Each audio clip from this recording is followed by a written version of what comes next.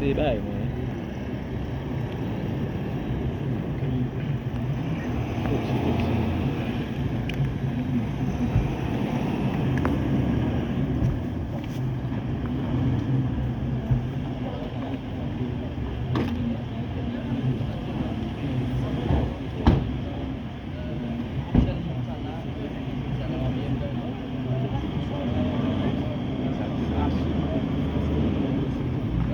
Montana, côté que jeudi et samedi, il y a un avec le 9 novembre 2024 là, il y a un conseil présidentiel là, c'est avec Carl, mesdames, messieurs, et bien, voilà. Et nous dit tout le monde bonjour, bonsoir, tout de suite, Madeleine n'a bien pour nous regarder la vidéo ça.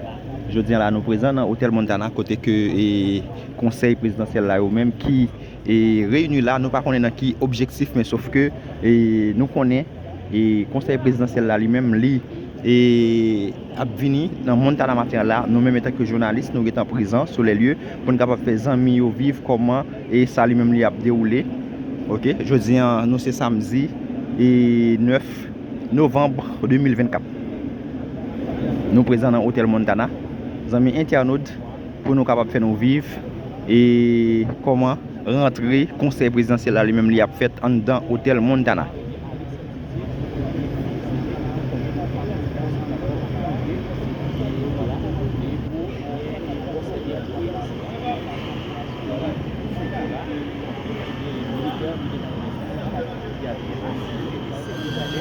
Espace et bien Montana. On peut comment ça y est.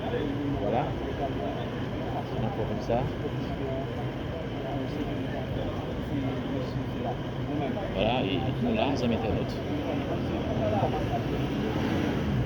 C'est comme ça a déroulé au niveau et bien de hôtel à Montana, mesdames, messieurs.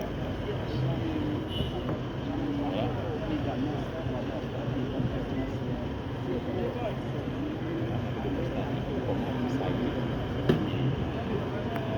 Yo, evitez pas imaginer sur la journaliste.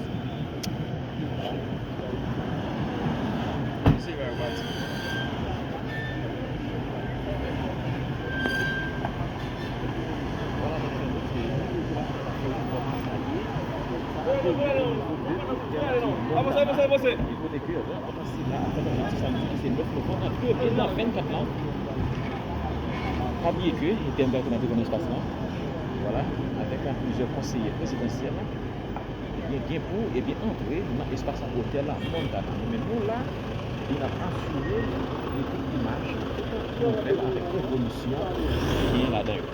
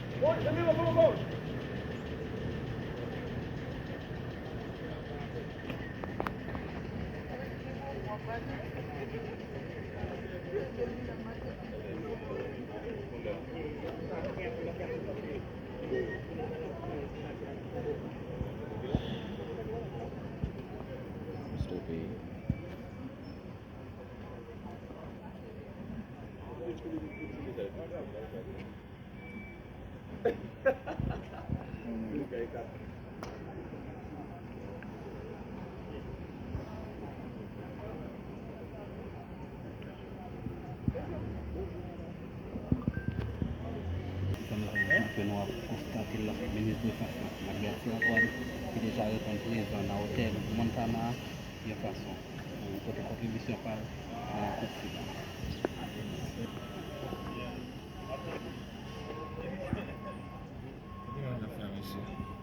Un bon film. Ça y est, mesdames, messieurs. Oh. Il est en discussion. Pas entrer, non, c'est pas entrer. Pas entrer, monsieur. Voilà. Et les amis internautes, nous avons constaté là. Et ça, c'est Cottage Gary Koni, lui-même qui a entré dans l'hôtel Montana. Dans une rencontre qui gagne, et je dis là. Ok, une rencontre et qui gagne avec tout le monde. Et nous sommes capables de dire CPTO. Nous-mêmes, ça, c'est Cottage. Et nous sommes capables de dire Gary Koni, lui-même qui est déjà présent sur le lieu. Ok, qui a montré là. Voilà. Voilà.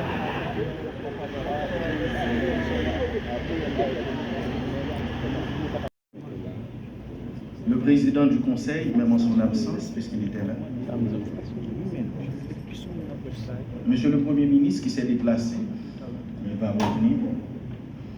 Mesdames, Messieurs les membres du gouvernement, Mesdames, Messieurs les membres du conseil électoral provisoire, Mesdames, Messieurs les membres du corps diplomatique et consulaire, Mesdames, Messieurs les représentants des partis politiques, Mesdames, Messieurs les représentants de la société civile organisée, Mesdames, Messieurs les représentants des organisations de défense des droits de la personne, distingués invités, Mesdames, Messieurs les membres de la presse, Mesdames, Messieurs, je suis vraiment heureux du grand honneur qui me choisit de pouvoir prendre la parole à la cérémonie d'ouverture de la journée d'échange avec les acteurs que la présidence de la République organise opportunément autour du processus référendaire et électoral sur le thème ô combien expressif et significatif des défis et les pistes de solution du processus référendaire et électoral. Cette activité, Monsieur le Président du comité de pilotage, que je n'ai pas remarqué, Son Excellence Premier ministre, à n'en pas douter une importance cruciale pour le pays.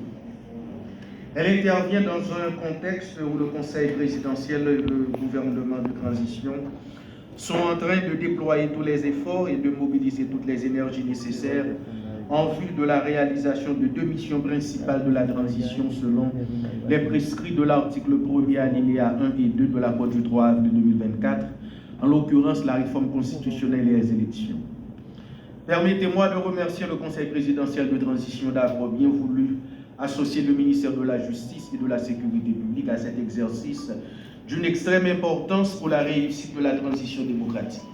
Ces échanges, je l'espère vivement, contribueront significativement à la mise en œuvre et à la réussite de ces chantiers du pouvoir de transition pour le plus grand bien de la nation tout entière qui cherche une voie de sortie à cette crise politique qui la terrifie et empoisonne son quotidien depuis 3 ans. Mesdames, Messieurs, l'organisation de cette journée d'échange, quelques 3 semaines après l'installation du Conseil électoral provisoire, est sans contexte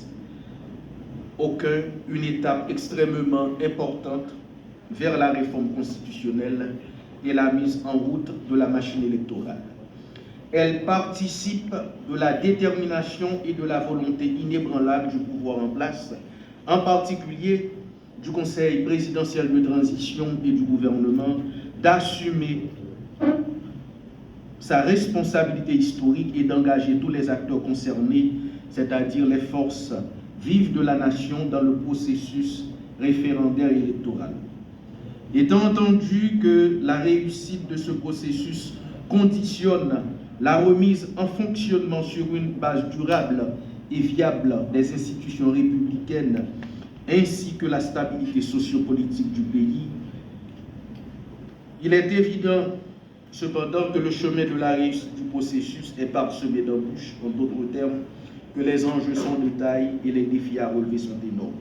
D'où la pertinence du thème de cette journée d'échange avec les acteurs. Nous vivons en effet une situation à la fois difficile et complexe où, depuis environ 8 ans, le processus de démocratisation de la vie politique haïtienne, initié sous l'emprise de la Constitution de 1987, est en panne. En effet, les dernières joutes électorales réalisées en Haïti remontent à la fin de l'année 2016, ce qui a plongé le pays dans un imbroglio politico-institutionnel qui s'est aggravé avec l'assassinat crapuleux de l'ex-président Jovenel Moïse le 7 juillet 2021. Le vide politique créé au plus haut niveau de l'État par cet événement tragique qui s'est greffé sur l'absence ou le dysfonctionnement des autres structures de pouvoir tarde jusqu'à présent à être comblé en dépit d'une première expérience de pouvoir de transition qui a duré moins de 31 mois. À cela s'ajoute bien entendu la quasi-généralisation de la violence des gangs armés qui enveniment la situation et exacerbe la misère et le désarroi de la population. Le pouvoir de transition mis en place sur la base de l'accord politique pour une transition politique pacifique et ordonnée a pour responsabilité historique d'œuvrer au sauvetage de la banque nationale par la création d'un climat socio-politique apaisé et la facilitation du retour à l'ordre démocratique et institutionnel. Pour y parvenir, il s'attelle résolument, conformément à l'esprit et à la lettre du dit accord, à rétablir la sécurité et de l'ordre public sur toute l'étendue du territoire, à mettre en œuvre les réformes constitutionnelles et institutionnelles, à améliorer les conditions d'existence de la population et à créer les conditions nécessaires à l'organisation d'élections générales dans le courant de l'année 2026. Sur cette base, et en application stricte de la feuille de route qui lui a été assignée par le chef du gouvernement de concert.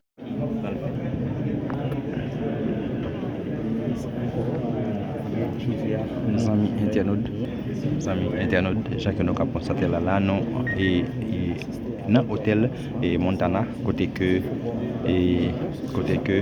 nous venons dans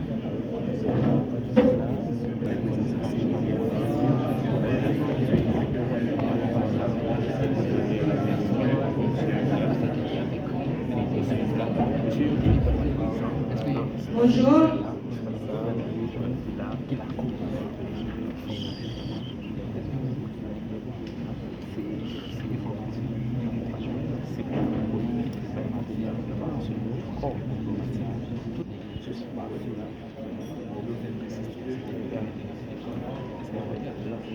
Nous saluons l'arrivée des conseillers présidents.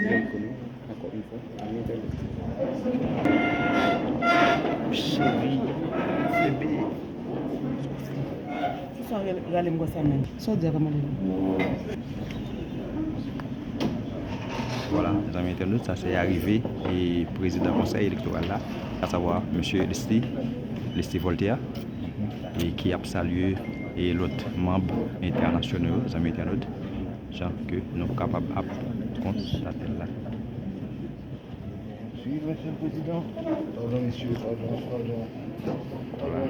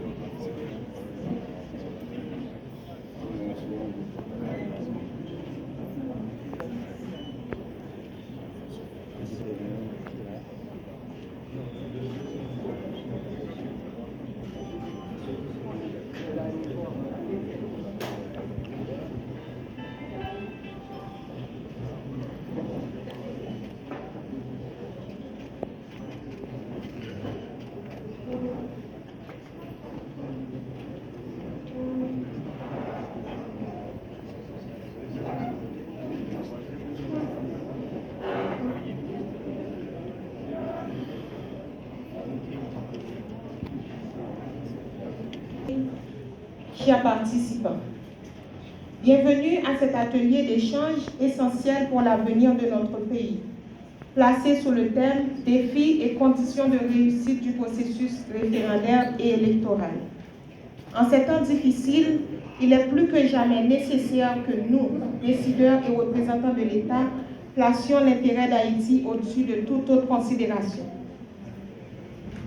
Aujourd'hui, nous avons l'opportunité de relever avec sérieux et détermination les défis qui nous attendent. Je vous souhaite tous et toutes la bienvenue à cet atelier. Et pour ouvrir officiellement la journée, je vous invite à vous mettre debout pour écouter la dessalinienne.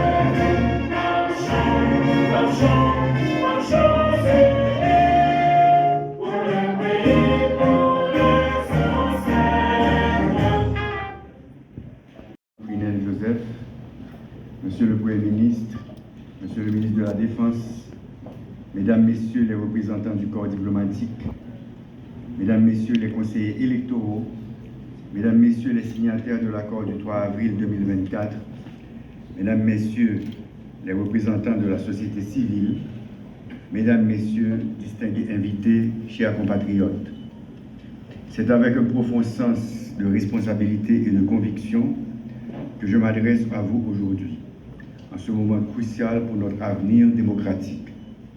Nous sommes réunis ici dans le cadre d'une journée d'échange dédiée à un chantier majeur de la transition, le processus référendaire et électoral qui s'annonce. Tout d'abord, permettez-moi de saluer la présence de chacun d'entre vous, acteurs politiques, représentants de la société civile, experts en gouvernance, en droit électoral, ainsi que nos partenaires internationaux.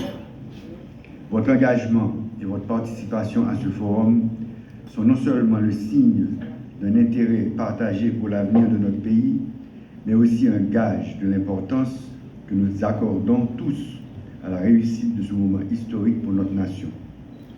La période que nous traversons aujourd'hui est marquée par des défis complexes et de multiples attentes, tant à l'intérieur qu'à l'extérieur de notre pays. Ces défis sont importants, mais je suis convaincu que si nous travaillons ensemble, dans un esprit de consensus et de dialogue, nous parviendrons à franchir ces obstacles et à poser les fondations solides d'un avenir plus démocratique, plus inclusif et plus prospère. Le processus électoral qui s'annonce n'est pas seulement une question d'organisation technique. Il s'agit d'un moment décisif qui marquera notre capacité à renouer avec les principes fondamentaux de la démocratie, la transparence, l'équité, l'inclusion et surtout la participation active de chaque citoyen à la construction de son... Cependant, comme vous le savez, organiser des élections libres, transparentes et crédibles n'est jamais une tâche aisée en Haïti. Mais il existe aussi des solutions. C'est précisément ce pourquoi nous sommes réunis aujourd'hui. Dans l'Union, nous devons réfléchir et proposer des mécanismes adaptés pour chaque problématique. Mesdames et messieurs, aujourd'hui, en ouvrant cette journée de réflexion et de travail, je tiens à souligner que le succès du processus électoral dépend de nous tous. Nous devons sensibiliser nos concitoyens et inviter chacun d'eux à intégrer pleinement ce processus de reconstruction et de redressement de notre démocratie. Nous avons le devoir de faire en sorte que les prochaines élections soient les plus transparentes, les plus inclusives et les plus crédibles de notre histoire. C'est là notre engagement, c'est là notre responsabilité collective. Et c'est dans cet esprit que je vous invite à débattre et à proposer des solutions concrètes pour que nos jeunes retrouvent un socle leur permettant de reprendre notre marche de peuple indépendant. Je suis convaincu que grâce à votre expertise, votre engagement et votre sens du collectif, nous réussirons à gagner ce pari sur notre futur. Nous ferons en sorte que ces élections ne soient pas seulement un événement politique, mais un véritable tournant pour notre démocratie, un moment où chaque voix comptera réellement. Je vous remercie pour votre attention et je vous souhaite de fructueux travaux. Merci.